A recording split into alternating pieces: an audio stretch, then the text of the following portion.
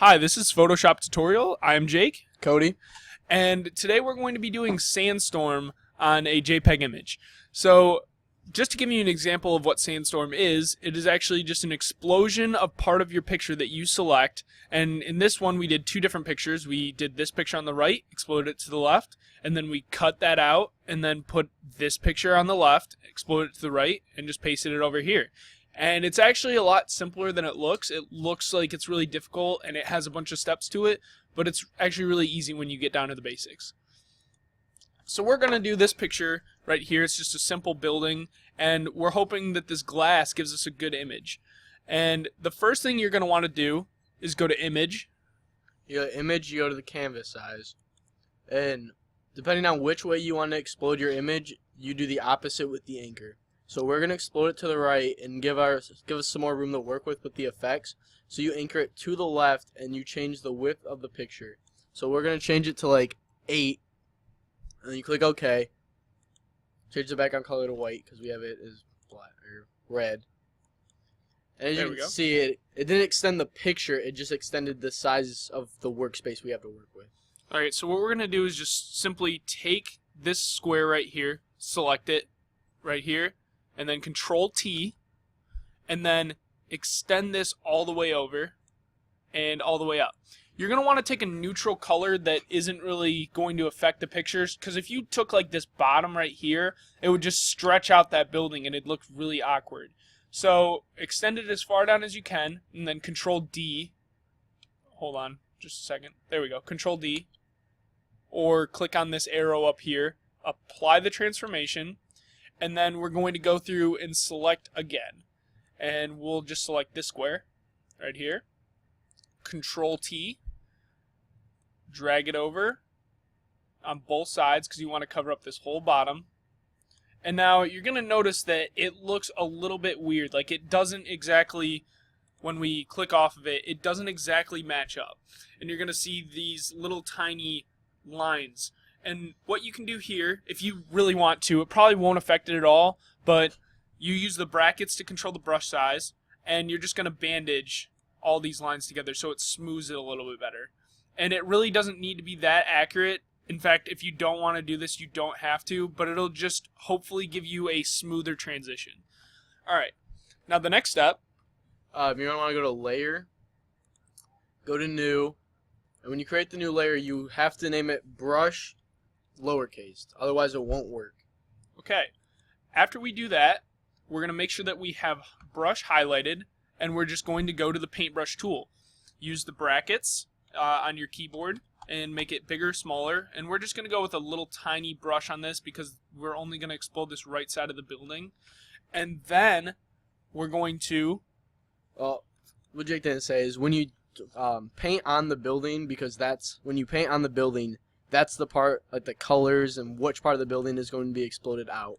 So you have to tinker with it, some trial and error to see what looks good and how much paint you actually want to put on the building. So Jake, if you want to start outlining the parts you think are good. So as he's starting at the top there, what he's doing is that corner of the building is going to be the one that has the effect on it. Then we're also going to make sure right here that we explode a little bit over here so that it'll overlap on this side.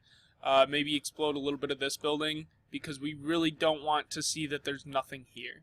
So we're just going to explode this whole right side of the picture really. And this is, I guess, a good trial right here. We'll just try this one right here. Yeah. We'll go to Window, Actions, and you're going to have to download the Sandstorm Action Tool offline. And since it's not showing up in your actions right here, you're going to actually have to go to your folder, and wherever you saved it, we saved it on our regular share drive from our school, and then we would go to wherever we saved it at, and we would find it, which is right here, Sandstorm, and now you realize that it opens up right here at the bottom. So when you open, so after Jake put the file into Photoshop, which you have to have Photoshop open when you click on the file, wherever you saved it, it opens a little secondary folder in the actions called Sandstorm. So when you open the Sandstorm folder, you'll see that there's a bunch of different directions in which you can explode the image. So we're going to choose right, since that's where I'm we just want to go. showing you all the options right here. We're going to explode it to the right. And after you open it up, you're going to see some other options, and you want to click on Select Layer Brush, which should be the layer that you painted the colors on. And then we're going to just click the play button right here, and then we're going to wait. It usually takes about 5 minutes. So you're just going to see a bunch of stuff pop up here. I'll show you real quick. So you're starting to see a bunch of stuff pop up. This is the program doing all the work for you. And we'll just fast forward and we'll see when it's done. Okay, so what happened here is that we had a okay trial run on this one. And you can just do it as many times as you want, but we're just going to take the brush tool right here and click on the base layer because it didn't really show up as well as we wanted it to. And we did it twice, but the building still didn't really show up exactly how we wanted it to. So we took out that little building on the side, and now we have a better glass explosion right here. It's still not a good explosion, but like we said, it's trial and error. It also has to do with what kind of picture you pick on how it's going to look. But essentially that's what it does. When you paint with the brush and you paint the area you want to explode, as you can see, the area we painted did explode off that building and go off to the right. But it's a trial and error, and you got to pick your picture and where you do the lines and all that. But that's the effect it gives you. This is decent. I mean, sometimes it can take you up to like 10 tries, but it's okay. Like, you just got to work through it. And also, if you click on here and you don't like some of the blurs that it's giving you, you can actually choose to delete them. As you're seeing that I'm clicking on this little eye right here, let's say you wanted to cut the picture, but you don't want to cut off all this. Well, you can actually just get rid of all that, and now you're not cutting off anything. Or you can go through and get rid of the whole sandstorm, which is right here. And then you can get rid of some, or add filters if you'd like. They're never highlighted for you, but you can do them if you want. So that was our Photoshop tutorial on Sandstorm. We can do another one and see if it works better, and we'll see you next week.